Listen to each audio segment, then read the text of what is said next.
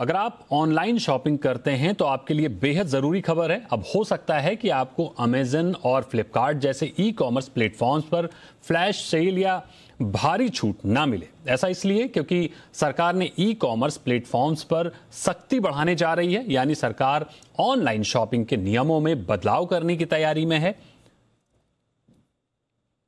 ये अहम खबर है कि ई कॉमर्स कंपनियों पर बदलाव होता है तो आप जो भारी भरकम डिस्काउंट देखते हैं या जो बड़ी बड़ी सेल देखते हैं उन पर शायद थोड़ी सी मुश्किल आ सकती है। नए नियम क्या होंगे इसको समझेंगे।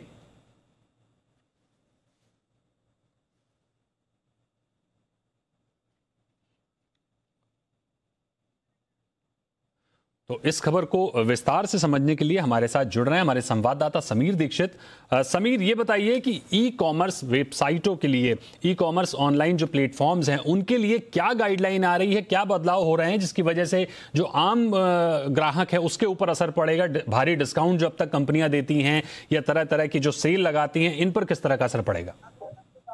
बिल्कुल, सरकार जिस तरीके से उपभोक्ता संरक्षण नियम में, कानून में जो बदलाव करने की तैयारी कर रही है, उसमें सबसे बड़ी बात यह है कि अगर आप ई कॉमर्स पोर्टल पे जैसे अमेजन, फ्लिपकार्ट पर अगर आप शॉपिंग करते हैं, तो अभी जो डिस्काउंट के नाम पर आपके साथ धोखाधड़ी होती है या आपको डिस्काउंट के नाम पर गलत जो प्रोडक्ट बेचे जा रहे हैं, उस पर नकेल कसने के लिए इसमें संशोधन करने के लिए सरकार ने कदम बढ़ाए हैं।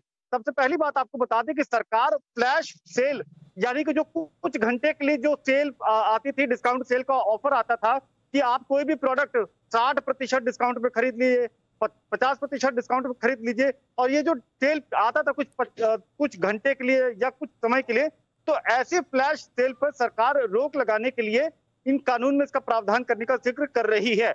ये बात इसलिए भी अहम है कि जो अभी जो डिस्काउंट चलते हैं, मान लीजिए आप कोई प्रोडक्ट को खरीदते हैं, उस पर 10-20% का जो डिस्काउंट अभी आप देखते हैं प्रोडक्ट को, वो जारी रहेगा, उसमें कोई दिक्कत नहीं है।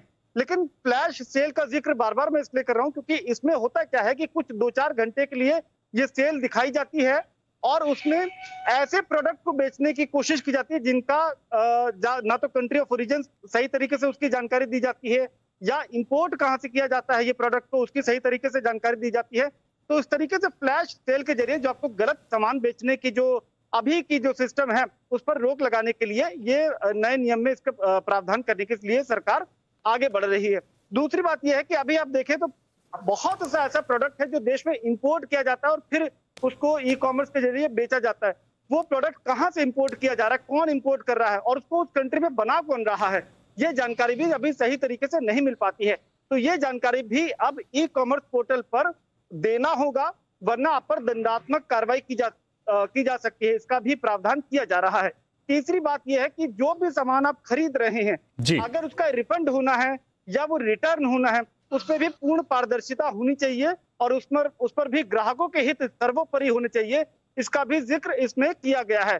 तो अभी जो सरकार कंज्यूमर प्रोटेक्शन रूल में जो संशोधन की बात कर रही है, उसमें पब्लिक सजेशन मंगाए गए हैं। 6 जुलाई तक आप सजेशन दे सकते हैं और उसके बाद इसको अमल में लाया जाएगा। समीर, अक्सर हम देखते हैं कि तमाम आरोप लगते रहते हैं कि कंपनियां कभी कभी लोगों को नकली सामान मिल जाते हैं या फिर इस तरह के प्रोडक्ट मिल जाते हैं जो आउटडेट होने वाले होते हैं। तो क्या इस तरह की भी चीजों पर लगाम लगेगी नई गाइडलाइंस के बाद? बिल्कुल दीपक, लेकिन एक साथ में इसमें जानकारी और देना चाहूंगा कि जो डीपीआईआईटी है, सरकार के वाणिज्य मंत्रालय के अंतर्गत एक विभाग है डीपीआईआईटी, वो ई कॉमर्स नीति पर भी काम कर रहा है। ई कॉमर्स पॉलिसी भी जल्द आने वाली है।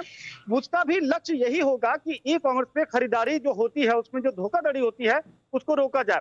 लेकिन इसके साथ ही जो उपभोक्ता संरक्षण नियम है, यानी जो कंज्यूमर प्रोटेक्शन रूल है, इसके जरिए सरकार मतलब दो तरफा आपको आपके हितों को या आपके साथ कोई गलत शॉपिंग एक्सपीरियंस ना हो, इसके लिए आपके हितों को सुरक्षित रखने के लिए ये कदम बढ़ा रही है।